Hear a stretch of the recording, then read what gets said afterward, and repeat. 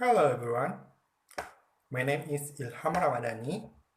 I come from a chemical education study program, the Teaching and Education Faculty, Raja Ali Haji Maritime University.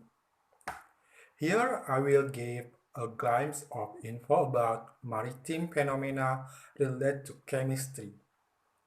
The phenomenon I raise this time is coral bleaching. Let's spend a fact about coral bleaching. Watch until the end. What is coral bleaching? The corals that make up reefs around the world may look like one giant organism, but they're actually an ecosystem with many small creatures working together. Thousands of teeny jellyfish-like animals called polyps connect together to form colonies. These colonies host algae which provide corals with food as well as their vivid color through the process of photosynthesis, a combination of global warming, water pollution, and other environmental disturbance can stress coral leading them to expel the tiny algae that they need to survive. The process called bleaching leaves only a white skeleton where before there were vibrant colors. Bleached coral aren't necessarily dead. Storing cool water temperatures or removing pollutant can help fragile coral recover. Without improving conditions, they essentially die. Why should you care about coral bleaching? About 25% of marine life depends on the habitats created by coral reefs. More than 5,000 million people worldwide rely on reefs for food, tourism, employment, even protection from extreme weather, even and nearly $30 billion in estimate with follow its attack global bleaching. Even once a rarity are happening more often with greater intensity. We're certainly in what scientists say is the worst bleaching even on record, and it could last into next year unless we do something soon. Coral reefs could go from the cradle of marine life in its grasp. What is coral bleaching? This coral larvae is a teeny animal no bigger than a grain of sand in leaves in the open water for up to 30 days until it finds a place to settle and then grow into a polyp which look like an upside down jellyfish. Tiny algae found in the warm waters around coral reefs move into the polyp and multiple these algae called zooxanthellae. They convert sunlight into food for the polyp they also give it. It's incredible. Color the polyp grows and multiplies. Hundreds of polyps form a colony which we describe as it coral over time different. Coral will grow and form a reef. Coral are very delicate animal and are very sensitive to change if the temperatures of the water increases. By just a couple of degrees the coral can become stressed, and its sudden daily will move out the coral loses.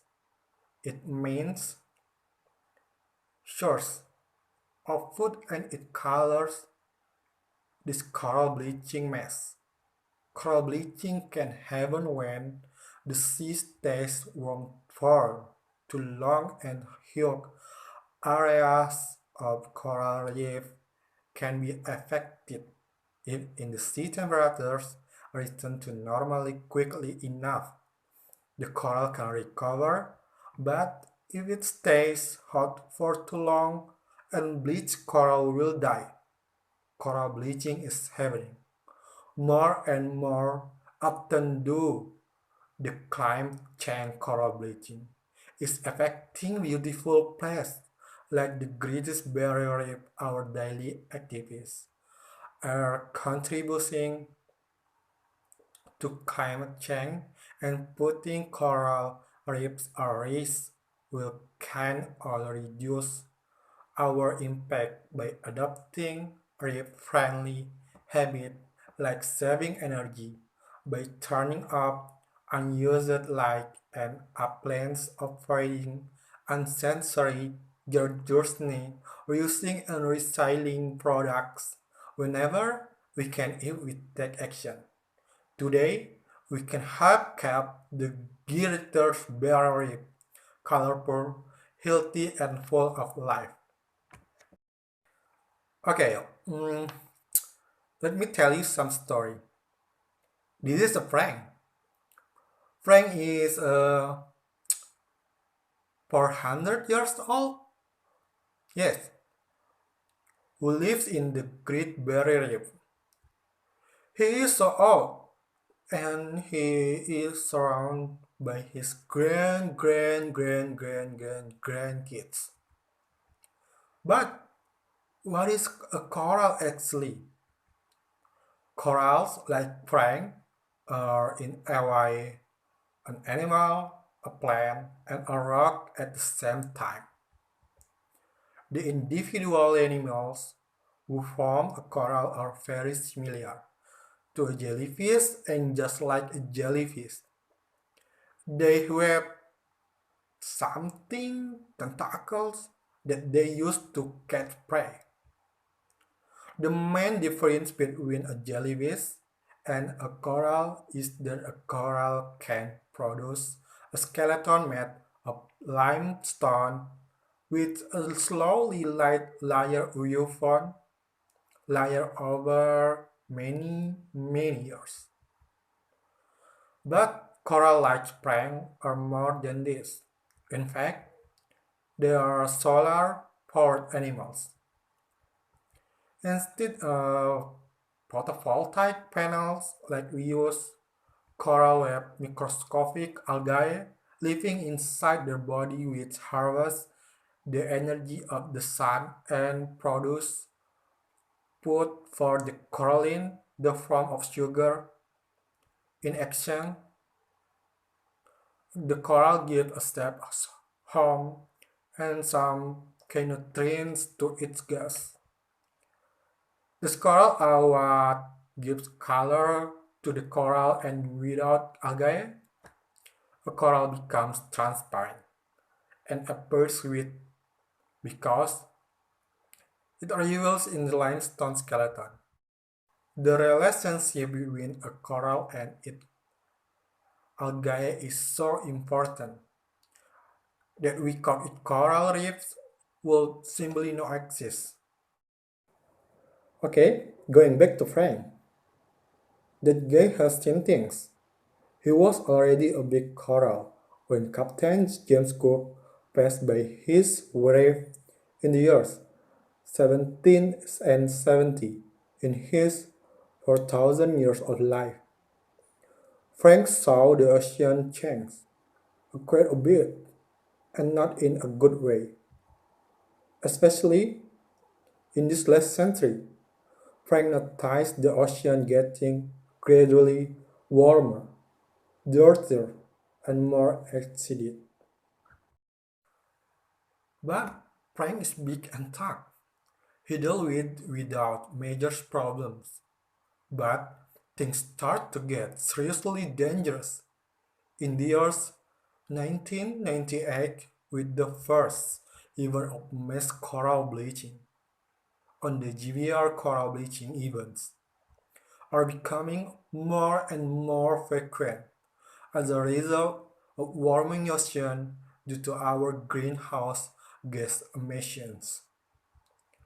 Warmer oceans combined with El Nino events cause deadly peaks in the temperature that exceed the tolerance of corals.